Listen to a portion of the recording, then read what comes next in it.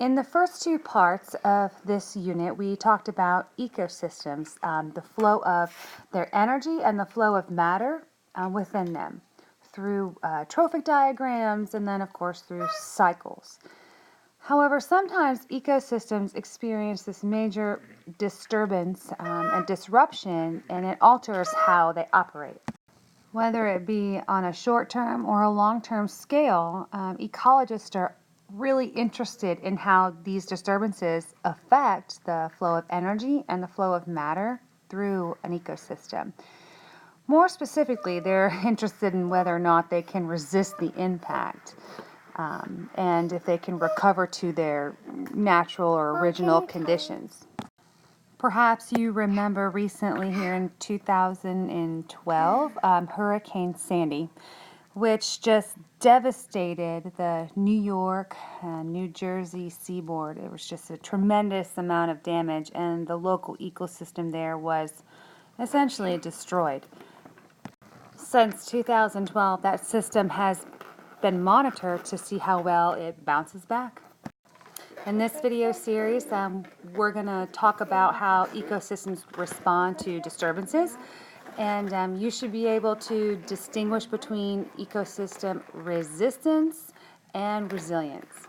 Explain how insights are gained from watershed studies, also part of what we'll be doing in this course, and then explain the intermediate disturbance hypotheses. Hurricanes, ice storms, tsunamis, tornadoes, volcanic eruptions, forest fires. These are all things that can be called disturbances because they are events caused by either some sort of physical, chemical, or biological agent that results in a change in the population size or in the community of any sort of ecosystem. Disturbances are also, they can be due to anthropologic causes, such as human settlements, agriculture, farming processes, air pollution, forest clear cutting, the removal of entire mountaintops to mine for coal, phosphorus, and anything contained within it. These are all signs of disturbances. But not every ecosystem disturbance is a disaster. The resistance of an ecosystem is measured by how much a disturbance can affect the flow of energy and affect the flow of matter within it. When a disturbance influences populations and communities, but it has no effect at all on the overall energy and matter flow of a system, we say the ecosystem has high resistance. Now, the rate at which an ecosystem returns to its original state after the disturbance has been terminated, we call that resilience. A high resilient ecosystem returns to its original state really, really quickly. Something that is less resilient does that far more slowly. So, for example, imagine a severe drought has eliminated half of the species in an area. And in a highly resilient ecosystem, the flow of energy and matter would return to normal in about a year. If something is less resistant, then the flow of energy and matter, essentially original conditions, may not return for many years, 100 years. It's the return to that pre-drought condition that determines an ecosystem's resilience. A field of growing interest in ecology is a discipline we call restoration ecology. Restoration ecologists are currently working on two high-profile ecosystems and projects. So like right now, two close ones I can think of are the Florida Everglades and Chesapeake Bay. There's ecologists out there who want to restore water flows and nutrient inputs into those historic sites and get them functioning back to their original condition. So understanding how disturbances affect the ecosystem process is multi-dimensional, I guess you could say. Understanding the natural rate and pattern of any biogeochemical cycling in an ecosystem provides a basis for determining how a disturbance has changed that system. And because it's difficult to study biogeochemical cycles like on a large scale, like on a global scale, most of the research has to take place on a smaller scale, where scientists can measure things and determine things. Scientists commonly conduct studies in what we call a watershed. A watershed is all of the land area and land mass area in a given landscape that drains into a particular stream, river, or lake where water collects. Hence, just another reason why our wetland monitoring is all that more important, because this is the scale that affects the larger scale. We now know of all the important things that a wetland does, and restoring wetlands to original conditions is a high priority for most state governments. Up until recently, wetland areas were just thought as useless, useless spots that you couldn't build on them, you can't boat on them. So people used to just drain them and bulldoze them. But we now know that they are important sinks for plant species. They are nurseries. They contain a huge amount of stored sulfur and phosphorus and other things that we want to keep in that system and not leak into our water system. They have a lot of important value.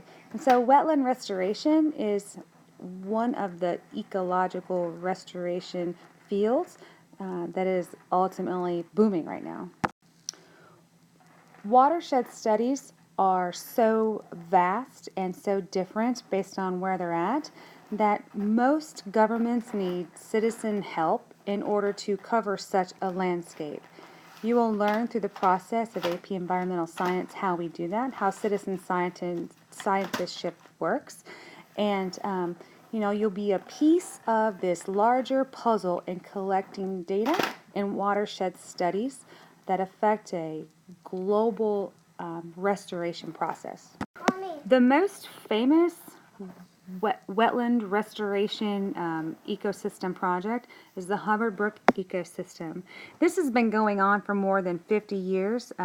This is an ecosystem in New Hampshire that in 1963, researchers actually clear-cut one side of the mountain, and the other side of the mountain was completely logged and sprayed with herbicide in the early 1960s. And so researchers decided that they were going to compare the two landscapes, and on purpose, they actually logged this left side over here, the side that's a little more clear-cut. They logged that. And then they began to monitor it, and they've been monitoring it for the last 50 years.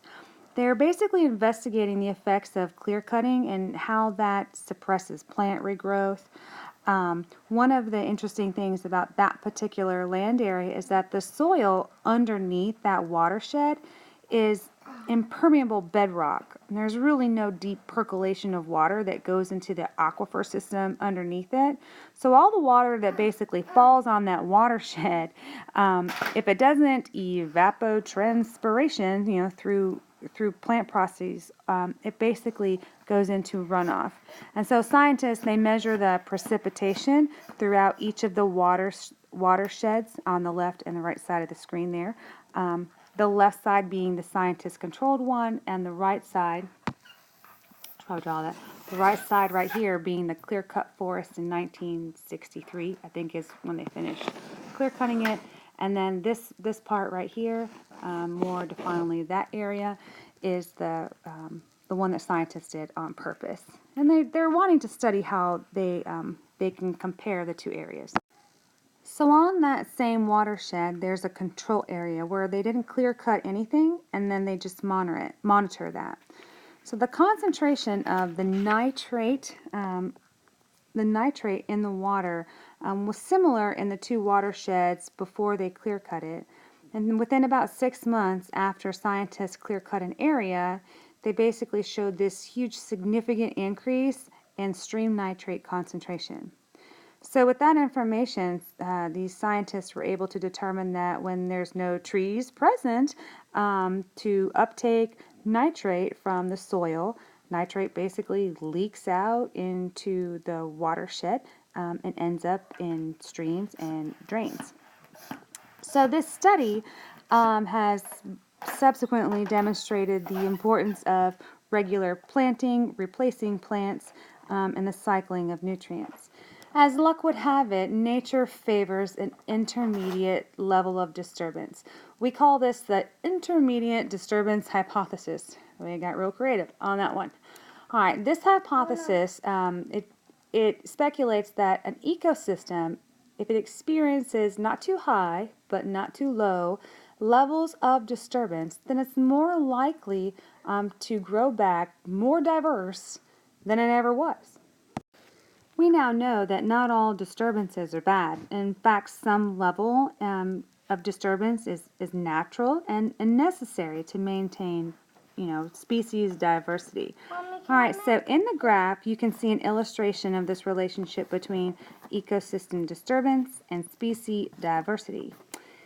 Ecosystems in which the disturbances are rare experience this intense competition among species. So essentially, very, very stable ecosystems have a high level of competition. In places where disturbances are extremely frequent, an organism must have a high enough population growth rate, essentially, to live there. Those species are few and far between, so that is less diversity in those particular areas. So in this diagram, you can see this is a marine snail, and there's different amounts of herbivory present in this marine snail based on the richness of the algae that's there. So the relationship is together where there's a low number of different species of algae, there's a small snail density. Where there's a high richness of species diversity, there's also a low density of snails. Where the species of algae are intermediate, what this particular scientist here is considering intermediate, we see the highest amount of snails per meter squared. This is a fascinating field of science. When I lived in the islands, I knew a marine biologist who would glue little microphones to marine snails. Marine snails in particular, like this one here in the picture, they're grazers. They have little teeth, and as they go across the bottom, you hear crunch, crunch, crunch, crunch, crunch. They're like basically like little tiny lawnmowers, and he would just listen to how they ate and map all of that. It's kind of the weirdest thing I've ever seen. It's probably why I didn't date really any scientists that listen to snails eat all day. But it was just fascinating to me how we knew where all of the their eating or dinner areas took place. We could predict the plant growth that was there, which was pretty cool. And someone made big bucks on listening to them eat all the time, though, which is kind of a little weird. But anyway, response to disturbances.